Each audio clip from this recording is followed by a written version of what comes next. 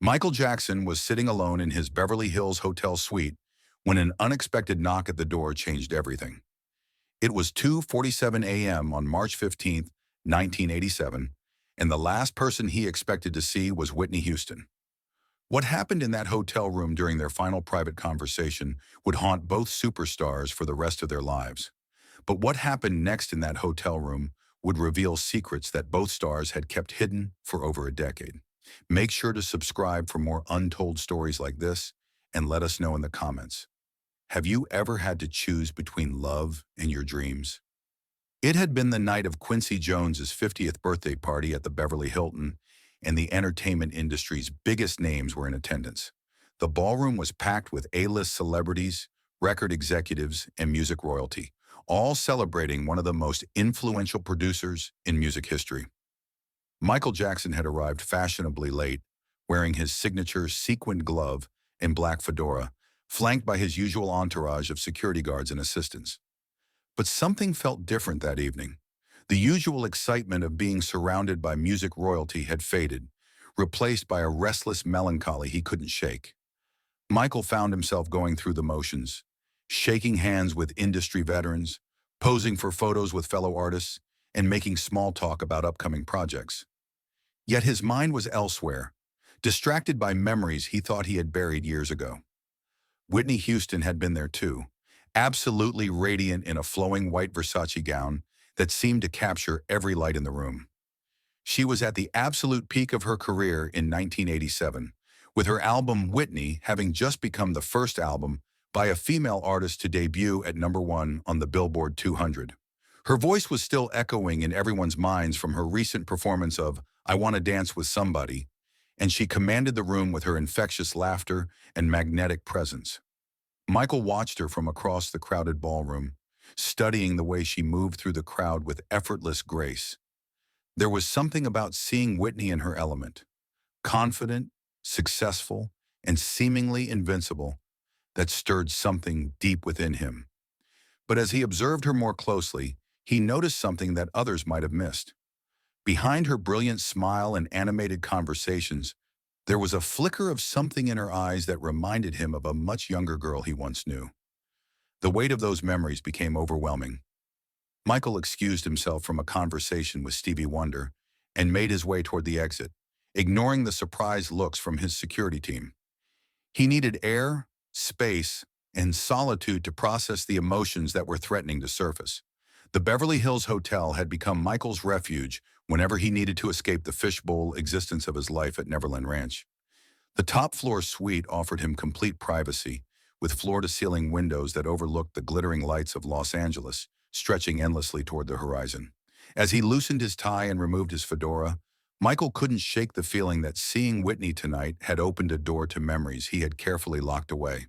Whitney Elizabeth Houston had first entered Michael's world in the summer of 1976, when she was just 13 years old and he was 18, already a seasoned veteran of the music industry despite his youth. Her mother, Cissy Houston, was working as a backup singer for various Motown artists, and Whitney would often accompany her to recording sessions during school breaks. Michael remembered the first time he noticed her, a quiet girl with enormous eyes who would sit in the corner of Studio A, unconsciously harmonizing with whatever song was being recorded. While other family members and hangers-on would chatter loudly during breaks, Whitney remained focused on the music, her head slightly tilted as she absorbed every note, every arrangement, every subtle vocal technique. There was something extraordinary about Whitney even then, a purity in her voice that seemed to come from somewhere beyond her years. When Cissy would occasionally ask her daughter to demonstrate a vocal run or harmony part, the entire studio would fall silent. Seasoned musicians and producers would stop their conversations to listen to this teenage girl who possessed a gift that was both raw and perfectly refined. Michael found himself drawn not just to Whitney's obvious talent, but to her gentle demeanor and genuine curiosity about the music-making process. Unlike many of the young people who cycled through the Motown studios, often pushed by ambitious parents or managers, Whitney seemed to be there purely for the love of music itself. She would ask thoughtful questions about arrangements, study the way different instruments blended together, and practice vocal exercises with a dedication that impressed even the most jaded session musicians. Their friendship developed slowly over months of these chance encounters in recording studios. Between takes, while producers huddled over mixing boards and musicians tuned their instruments, Michael and Whitney would find themselves talking about everything except their careers. They discussed books they were reading, movies they wanted to see, and their shared love of classic soul singers like Aretha Franklin and Marvin Gaye. What struck Michael most about Whitney was her normalcy. Despite being the daughter of a respected gospel and R&B singer, and despite possessing one of the most remarkable voices anyone at Motown had ever heard, Whitney still seemed like a regular teenager. She worried about algebra tests, complained about her strict curfew, and dreamed of attending college to study education because she wanted to teach children. As months passed, their conversations grew deeper and more personal. Whitney confided in Michael about the pressure she felt to follow in her mother's footsteps, even though part of her wasn't sure she wanted the spotlight that came with a music career. Michael, in turn, shared his own struggles with fame, the isolation it created, the way it made genuine relationships nearly impossible, and his growing desire to find some semblance of a normal life. By the time Whitney turned 14 and Michael was approaching his 20th birthday, their friendship had evolved into something more complex and meaningful. There was an unspoken understanding between them, a connection that went beyond their shared musical backgrounds. They would spend hours talking in empty recording studios, sharing dreams and fears that they couldn't discuss with anyone else in their lives. Michael remembered one particular evening in late 1977 when they had both stayed late at the Motown offices. Sissy was working on overdubs for a Diana Ross session, and Michael was reviewing mixes for his upcoming solo album. Whitney was supposed to be doing homework in the lounge, but she had wandered into the studio where Michael was working. "Do you ever feel trapped?" she had asked him suddenly, breaking a comfortable silence that had fallen between them as they listened to playback of his vocals. The question caught Michael off guard, but he understood exactly what she meant. "Every day," he had replied honestly. "Sometimes I feel like I'm living someone else's life, and I'm just watching it happen." Whitney nodded as if this confirmation of her own feelings was both comforting and terrifying. "I love music more than anything in the world," she said, "but I'm scared that if I make it my career, it will stop being something that brings me joy." That conversation marked a turning point in their relationship. They began to see each other as allies in a world that often felt overwhelming and artificial. When Whitney would accompany her mother to sessions where Michael was recording, they would steal moments alone to talk about their hopes for the future, their fears about the music industry, and their growing attraction to each other. The attraction was undeniable, though neither of them spoke about it directly for months. Michael would find excuses to be in the studio when he knew Whitney would be there. Whitney would volunteer to help with backing vocals on his sessions, even when her mother wasn't scheduled to work. They would catch each other staring across the room during recording sessions, and there was an electricity in the air whenever they were near each other. Their first kiss happened on Whitney's 15th birthday in an empty conference room at the Motown building. Michael had brought her a small gift, a leather-bound journal where she could write down her thoughts and song ideas. As she thanked him, standing closer than they ever had before, the moment seemed to crystallize everything they had been feeling but not saying. "I think about you all the time," Michael had whispered, his forehead touching hers. "I know," Whitney had replied softly. "I think about you too." For several months, they maintained a secret relationship that existed in the spaces between their professional obligations. They would meet in recording studios after hours, take long walks around the Motown complex, and talk on the phone late into the night when they were both at home with their families. Michael would write her songs that he never intended to record, and Whitney would sing them back to him with interpretations that made his own compositions sound new and wonderful. But their relationship existed in a bubble that couldn't survive the realities of their expanding careers. As Whitney's reputation spread throughout the industry and record labels began courting her with serious offers, Michael's own solo career was demanding more of his time and attention. They found themselves with less opportunity to see each other, and when they did meet, the conversations increasingly focused on the professional pressures they were both facing. The end came gradually, without drama or harsh words. They simply grew apart as their lives moved in different directions. Whitney signed her first recording contract with Arista Records and moved to New York to work with producer Clive Davis. Michael was busy promoting his Off the Wall album and preparing for what would become the Thriller phenomenon. Their phone calls became less frequent, their meetings more hurried and public. The last time they had been truly alone together was in 1982, backstage at the American Music Awards. Whitney had just performed You Give Good Love, and Michael had swept multiple categories, including Artist of the Year.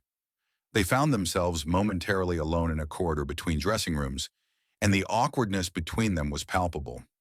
"You were incredible tonight," Michael had said, meaning it completely but feeling the inadequacy of the words. "Thank you," Whitney had replied, her smile genuine but distant. "Congratulations on all your wins. You deserve everything that's happening for you." They had hugged briefly, aware that photographers might appear at any moment, and then returned to their separate celebration parties. That brief encounter had haunted Michael for years, the sense that they had both wanted to say more but couldn't find the words or the privacy to do so. Now 5 years later, sitting alone in his Beverly Hills Hotel suite and replaying memories he had tried to suppress, Michael felt the full weight of everything that had remained unsaid between them. He understood why seeing Whitney at the party had affected him so profoundly. She represented a connection to a version of himself that had existed before the massive success of Thriller, before the plastic surgery rumors, before the increasing isolation that fame had imposed on his life. That's why Michael was so surprised when he heard that familiar voice calling his name from the other side of his hotel room door at nearly 3 a.m. "Michael, it's Whitney. I know it's late, but can we talk?" Michael hesitated for a moment, his hand frozen on the door handle. He hadn't spoken to Whitney privately since that awkward backstage encounter 5 years ago.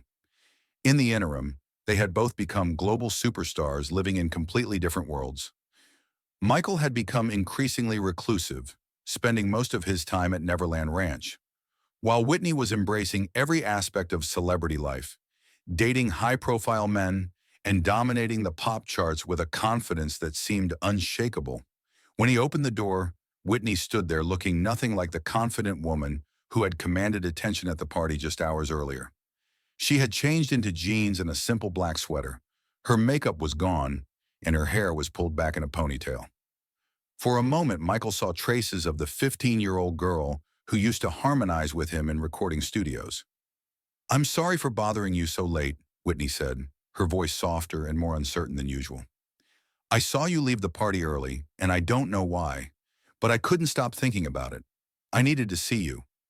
Michael stepped aside to let her in, and Whitney walked directly to the floor-to-ceiling windows that overlooked the city. The lights of Los Angeles stretched endlessly in all directions, creating a carpet of stars that competed with the real ones visible in the clear night sky. They stood in comfortable silence for several minutes, both lost in their own thoughts and memories. Michael studied Whitney's profile, noting the changes that success and maturity had brought to her face. She was still beautiful, but there was a new sophistication in her features, a wariness around her eyes that hadn't been there when they were teenagers. "Do you ever think about those early days?" Whitney asked finally, not turning away from the window. "When we were just kids who happened to be able to sing?" Michael moved to stand beside her, maintaining enough distance to feel safe, but close enough to catch the subtle scent of her perfume. "Every day," he admitted. "Sometimes I think those were the last real moments of my life, before everything became performance and calculation and careful public relations." Whitney nodded, understanding exactly what he meant. The music industry had a way of consuming authenticity, replacing genuine emotion with market-tested sentiment and spontaneous creativity with focus-grouped commercial appeal. "I've been thinking about something you said to me when I was 15, Whitney continued, finally turning to face him. "Do you remember? We were at Motown's Christmas party, and I was feeling overwhelmed by all the label executives who suddenly wanted to sign me. You took me aside and told me to never let them change who I was inside." Michael did remember that conversation, though he was surprised that Whitney had held on to it all these years. She had been frightened by the intensity of the attention she was receiving from the music industry, worried that she wasn't ready for the level of success that everyone seemed to expect from her. I remember, Michael said quietly. You were scared that you'd lose yourself in all the business aspects of making music. I told you that your authenticity was your greatest strength, that audiences could always tell when someone was being genuine versus when they were just going through the motions. Did you listen to your own advice? Whitney asked, her eyes searching his face. The question hit Michael like a physical blow because he knew the answer, and he knew that Whitney probably knew it too. Somewhere in the years since Thriller, he had become exactly what he had warned Whitney against. A carefully constructed public persona that bore less and less resemblance to his authentic self. I tried to, Michael said honestly, but somewhere along the way, I became this person I don't even recognize sometimes. The Michael Jackson that everyone expects me to be, rather than just Michael. Whitney moved closer to him, and Michael could see tears forming in her eyes. You were different, though. Even when we were teenagers, you saw something in me that no one else did. You made me feel like I was worth more than just my voice, more than just the commercial potential that everyone else seemed to focus on. The weight of her words hung heavy in the room. Michael remembered those feelings too, the way Whitney had been the only person who could make him forget about his responsibilities as an entertainer and just be a regular young man experiencing his first real romantic feelings. Whitney, Michael said carefully, knowing that what he was about to say would change the dynamic between them forever. You know we were different back then. When we were kids, I used to think we'd end up together somehow. I used to imagine what it would be like if we could just be normal people who fell in love and got married and had a family. Whitney's eyes filled with tears, but she didn't look away or step back. Michael, we're not those children anymore. We both know this industry changes people. We've become who we needed to become to survive in this business. The people we are now, I don't think we're capable of the kind of simple, honest love that we felt back then. The truth of her words was undeniable, but it was also devastating. Michael had retreated into his fantasy world at Neverland Ranch, surrounding himself with children and animals in an attempt to recapture the innocence he'd lost. Whitney had embraced the spotlight completely, becoming a larger-than-life figure who commanded stages and dominated charts but seemed increasingly disconnected from the vulnerable young woman he had once known. I know you're right, Michael said, his voice barely above a whisper. But sometimes I wonder what would have happened if we had been braver back then. If we had fought for what we felt instead of letting our careers consume everything else.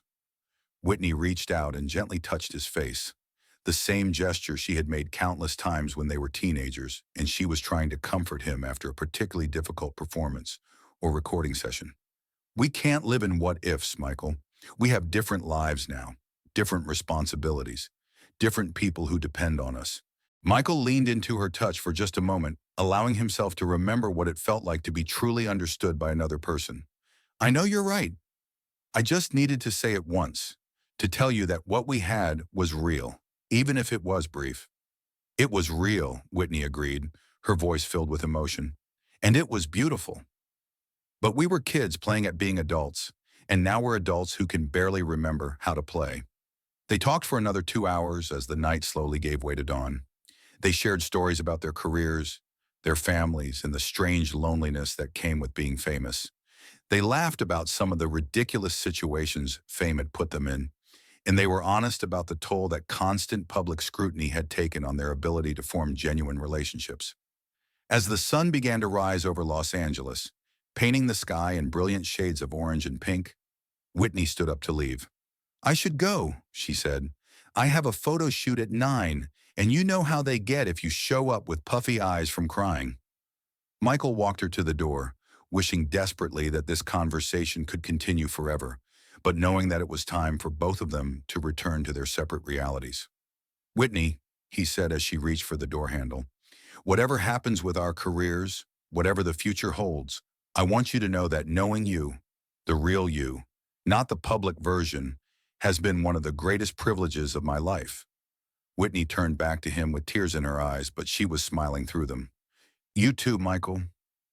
And for what it's worth, I think that 15-year-old girl was right to fall in love with you. You were worth it then, and despite everything that's happened since, you're still worth it now. Take care of yourself, Whitney, Michael said, meaning it more than any goodbye he had ever spoken. You too, Michael, she replied, and then she was gone. Michael stood at the window watching the sunrise paint the city in gold and amber light, feeling both heartbroken and strangely at peace. He and Whitney had found closure for something that had been left unfinished for too long. They had acknowledged their past without trying to recreate it, and they had given each other permission to move forward with their lives. The story of Michael Jackson and Whitney Houston wasn't a traditional love story.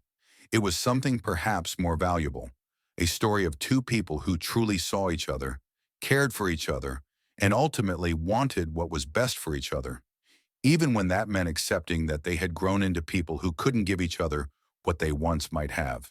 In that hotel room, as the sun rose over a city built on dreams and broken hearts, two of music's greatest voices had found perfect harmony one last time. Not in song, but in the quiet courage it takes to love someone enough to set them free.